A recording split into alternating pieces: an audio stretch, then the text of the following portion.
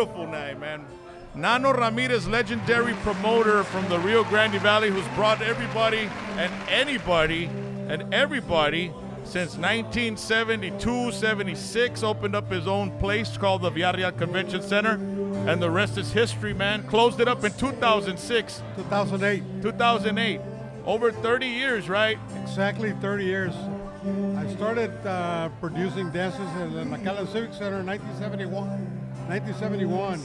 And I always had the dream during the course of 6 years to have my own place. Yeah. So, and eventually, it took me about a year and a half researching for a piece of land or a building, empty building. I went all over McAllen area looking for an empty building. Couldn't find any buildings, empty buildings back in the day. Yeah. So I decided to build my own, and I found me the site on the Expressway 83 in Benson Road, and built La Villareal Special Event Center. Opened up in December 1977 and lasted till almost August of 2008. Some of the biggest bands, we're just talking about how Iron Maiden played their opening up for Judas Priest like in 81, 82, something like that with their first singer. And right after they played here, they blew up.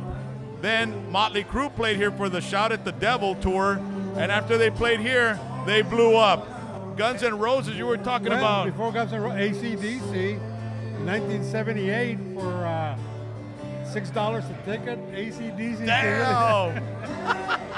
That's crazy. You know, we've been talking about it in the previous shows that I'm putting together the history of the Villareal 30 years, and every year is a chapter. And I just finished 1987. Yeah.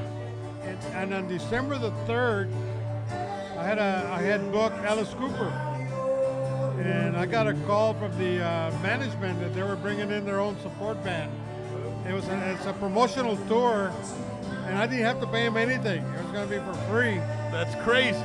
And they were promoting their album, and it happened to be Guns N' Roses and Axl Rose. Yeah, Appetite for Destruction.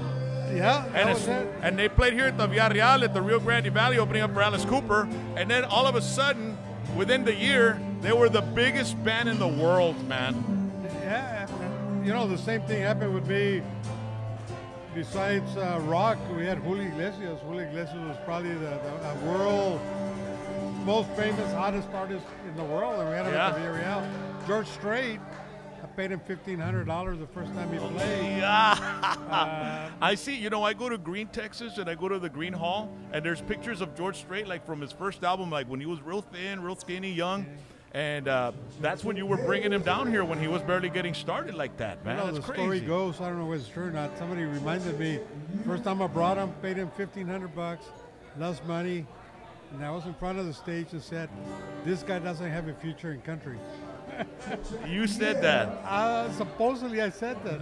So hey, somebody told me I said it, so I guess I did say it. And he ended up becoming the king of country, dude. Oh man, the king of country. I got a one page dedicated to George Strait. All 10 times he performed. Yeah. Got pictures with him and poster sign, and you know, big history. Waylon Jennings was there too. You brought Waylon Jennings down. Did you ever bring Johnny Cash down, man? You know, there was one of the highwaymen that I didn't get to bring. Wow. Waylon Jennings, Merle Haggard, Chris Christopherson, almost every country band you can think of.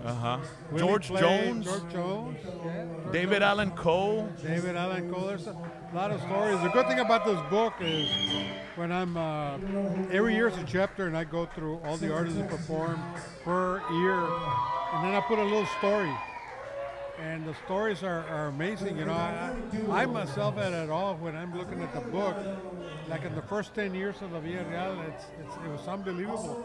I was hosting about maybe 8, 10 major events a month between country, rock, top 40, Tejano. Yeah. 8, 9, 10 events sometimes a month. Yeah. For 10 years, man. That's crazy. And then I made a list of the first 10 years, everybody that performed. Juan Gabriel, Rocío Dúrcal, you know, Guns N' Roses. All those amazing international acts. Metallica. In 1986. And Metallica was touring with Ozzy, and they had like an off night, so they came and did a show here. And it was a Master of Puppets album. There's video out there on YouTube of the interview that they did with him back behind the Villareal. Yeah, you can still see it on YouTube. Metallica, La Villareal, McAllen, Texas, and you'll see the interview. Those guys they're like kids, man. They look really young. Yeah. Right? Were you at that concert? Man, I didn't get. No, I was working at a nightclub and I couldn't go because of my job. And the Alice Cooper and Guns N' Roses, I didn't go because it was on the same night as Whitesnake. And I had tickets for Whitesnake in San Antonio. Hemisphere. It was a Hemisphere Arena. Yeah, I hosted there a couple of shows. I did Julio Iglesias. When he was at his peak, man, sold out the Hemisphere, San Antonio. But you know, going back a little bit of bands that started the Villareal. I had a band called, he was real strong at the time, Rigo Tovar. Yeah. And I was looking for a local band. And there was a disc jockey, or actually program director, general manager of the first Tejano stations in the valley, Raúl Hernandez. Sí. And he was telling me about this group, Grupo Más. So I said, okay, Raúl, I'll take your word. Go ahead and let's book them. And on a I used to advertise besides radio, because there were only 2 radio stations back in the day, KRT, KGBT. I used to do a lot of newspaper. And the way I spell Más, Grupo M-A-S-A. M-A-S-A, Más. Masa, I don't know, I put Masa. Yeah. You know, there was a ¿Y vas a hacer tortillas o qué? Nano? So, you know, a lot of Tejano bands also got the starts. Selena. Selena. But a couple of the bands that started out there became huge, basically, were already kind of big in the rest of the state of Texas. Yeah. But, man, 30-year history, man.